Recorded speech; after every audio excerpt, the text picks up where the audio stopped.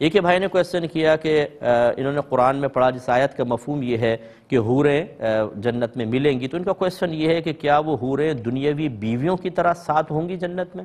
تو بالکل ہوں گی، ان کا ایک حصی وجود ہے، باقاعدہ فزیکلی طور پہ ساتھ ہوں گی، وہ پیدا کی جا چکی ہیں، ان کی عمریں بہت لمبی ہیں، اللہ نے ان کو پیدا کر دیا۔ ہر شخص کی جو حور ہے، جو بیوی ہے جنتی، وہ پیدا ہو چکی ہے، وہ اپنے شوہر کو دیکھ کر دعائیں دیتی ہے، بلکہ ایک حدیث کے مطابق کہ اگر زوجہ شوہر سے لڑ رہی ہوتی ہے تو اس کو کہتی ہیں کہ تو کیوں اس کو تنگ کر رہی ہے، کیوں اس سے لڑ رہی ہے، عنقریب ہی ہمارے پاس آنے والا ہے۔ اس سے زوجہ ازواج کو تھوڑا تشویش ہوگی، لیکن فکر نہ کریں، اگر ایک شوہر جنت میں جاتا ہے اس کو چاہے ہزاروں حوریں ملیں، جو زوجہ ہوگی وہ بھی ساتھ ہوگی، اور کسی کو بھی یہ کمی یا زیادتی محسوس نہیں ہوگی۔